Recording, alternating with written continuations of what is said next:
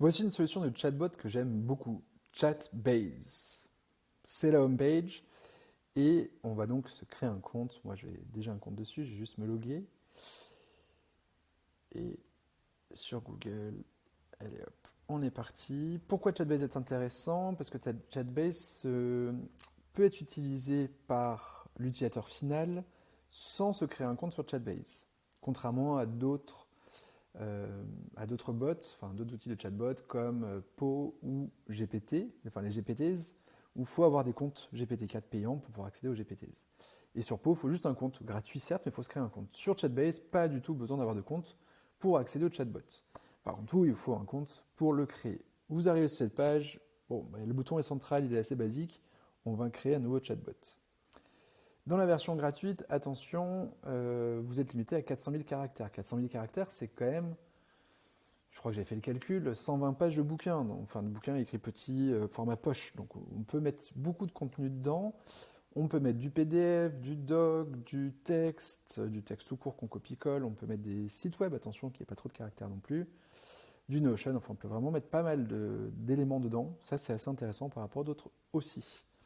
Moi j'ai préparé un doc, même deux docs que je vais mettre dedans. Hop, sur le pacte des futurs parents, un bouquin que j'avais écrit. Donc vous voyez, je suis à 300 000 caractères, donc j'ai encore 100 000 potentiellement. Et c'est un bouquin qui fait 150 pages, donc il y a de la masse. On crée le chatbot. Pour l'instant, on va attendre un peu qu'il crée. Vous avez, il va quand même assez vite dans l'ensemble. Et derrière, il va falloir le prompter, il va falloir lui donner un nom, lui expliquer par quelle question il commence, lui donner un caractère, une histoire. Bon, mais vous voyez, il est déjà prêt. Donc sur cette page, il n'y a rien à faire. Ça va être l'endroit où vous allez pouvoir tester votre bot. Mais on va lui changer des choses, que tu vois, je n'ai pas envie qu'il me parle en anglais. Donc on va dans Settings, juste à côté. Ici, je peux lui donner un nom. Chatbot pour rédiger son pacte de futurs parents. Et attention, pensez bien à cliquer sur Save tout le temps. Ça, c'est l'erreur qu'on fait sur Chatbase. Le save, je sais pas pourquoi, ça enregistre pas automatiquement, il y a un petit souci du I ou du X. Donc pensez à cliquer dessus, parce que sinon parfois vous écrivez plein de choses et ça disparaît. Le modèle, il y a GPT-4o qui est dispo, il nous met dessus automatiquement avec un crédit par réponse, comme le 3,5. Donc on va rester sur le 4o, tant qu'à faire. Le rôle, là c'est ce qui indique, enfin c'est le prompt de ce bot. Alors, qu'est-ce qu'il lui dit? Il lui dit créer un personnage, moi je veux pas ça, et par contre tu donnes des limites, n'invente pas des réponses, n'invente pas des choses qui ne sont pas liées aux données d'entrée, super bien. Donc ça, je vais laisser la deuxième partie sur les limitations.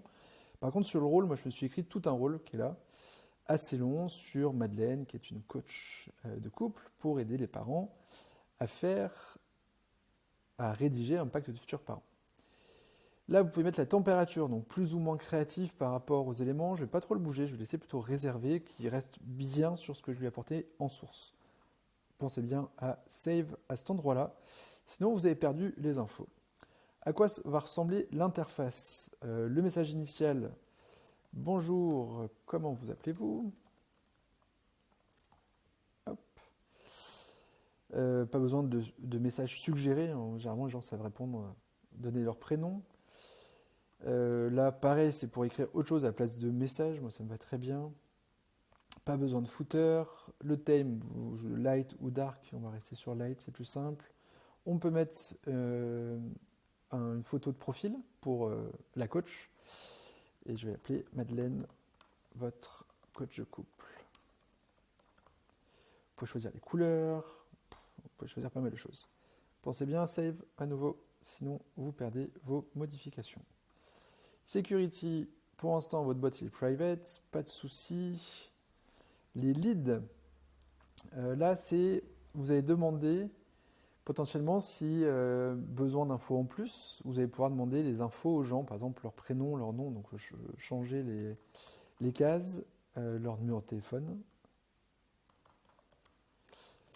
Donc ça, vous pouvez mettre ce que vous voulez et le titre, c'est indiquez-nous vos coordonnées pour qu'on vous contacte.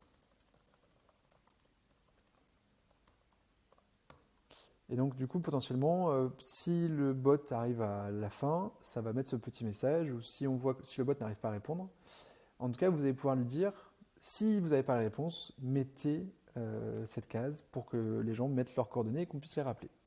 Bon, moi, je ne vais pas le faire ici, mais ça peut être ça. Et j'ai fait une erreur. J'ai pas cliqué sur Save, catastrophe. Bon, de toute façon, je voulais pas en mettre. Donc, c'est pas bien grave. Là, il n'y a rien à faire sur Notif, sur Webhook et sur Domain.